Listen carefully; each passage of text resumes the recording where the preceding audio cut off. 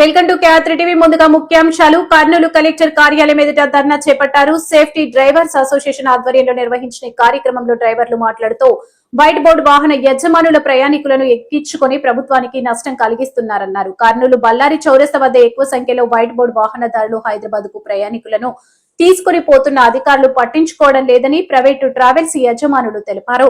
రవాణా శాఖ అధికారులు వెంటనే స్పందించి వైట్ బోర్డు వాహన యజమానులపై చర్యలు తీసుకోవాలని డిమాండ్ చేశారు. సేఫ్టీ డ్రైవర్స్ అసోసియేషన్ వ్యవస్థాపకులు అబ్దుల్ అన్వర్ డిమాండ్ల పరిష్కారం పట్ల ట్రాన్స్పోర్ట్ అధికారులు కలెక్టర్ వారి దృష్టికి అనేక మార్లు తీసుకుపోయినా చర్యలు తీసుకోకుండా నిర్లక్ష్యం చేస్తున్నారని ఆయన ఆరోపించారు. వైట్ బోర్డు యజమానులపై ట్రాన్స్పోర్ట్ అధికారులు నియంత్రించకుండా చోద్యం చేస్తున్నారని అన్నారు. టాక్సీ డ్రైవర్లకు న్యాయం జరగకుంటే తాను ఆత్మహత్యకు పాల్పడుతానని అల్టిమేట్ జారీ చేయడంతో మూడో పట్టణ పోలీసులు అబ్దుల్ అన్వర్ అదుపులోకి తీసుకున్నారు. సేఫ్టీ డ్రైవర్స్ అసోసియేషన్ వ్యవస్థాపకులు అబ్దుల్ అన్వర్ ను పోలీసులు వెంటనే విడుదల చేయాలని డ్రైవర్లు కలెక్టరేట్ గాంధీ విగ్రహం వద్ద ధర్నా చేశారు. ఈ కార్యక్రమంలో డ్రైవర్లు వేలాది మంది పాల్గొన్నారు.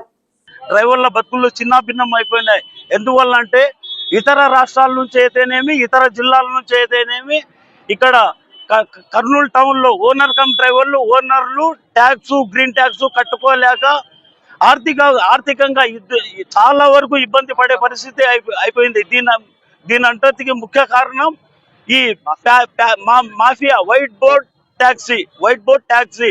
ఈ బళ్ళారి చౌరస్తా అయితేనేమి, ఈ సి క్యాంప్ అయితేనేమి, ఈ కడప చెక్పోస్ట్ రోడ్ అయితే, బెంగళూరు, తెలంగాణ, ఇతర రాష్ట్రాలకి వైట్ బోర్డ్ ద్వారా ప్యాసింజర్ల రూపంలో మన కర్నూలు ప్రజలకి తరలించుకొని పోతా ఉంటారు. దీనివల్ల మనం కర్నూలులో దీనిపైన నమ్మకం పెట్టి దీనిపైన బతికే వాళ్ళకి ఈ ట్యాక్సీనే మన జీవితం అనే వృత్తికి ఎంచుకున్నాం కాబట్టి దీంట్లో బతకలేకుండా ఉన్నాం.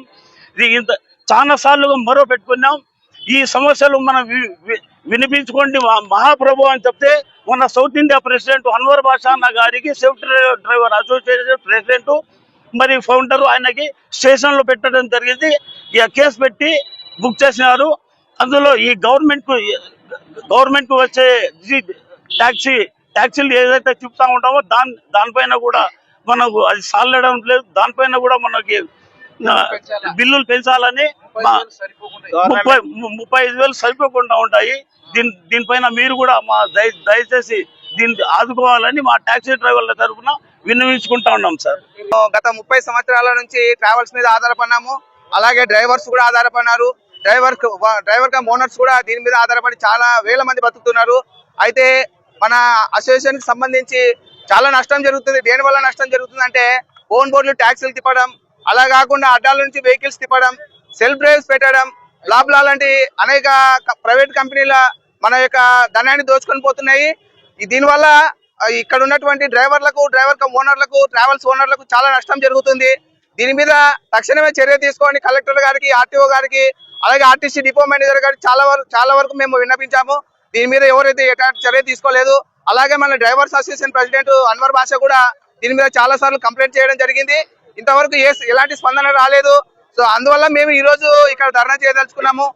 దీని మీద స్పందించి గవర్నమెంట్ మనకు న్యాయం చేయకపోతే తీవ్ర స్థాయిలో దీని మీద మేము చర్యలు తీసుకోవాలని కోరుకుంటున్నామండి. Thank you.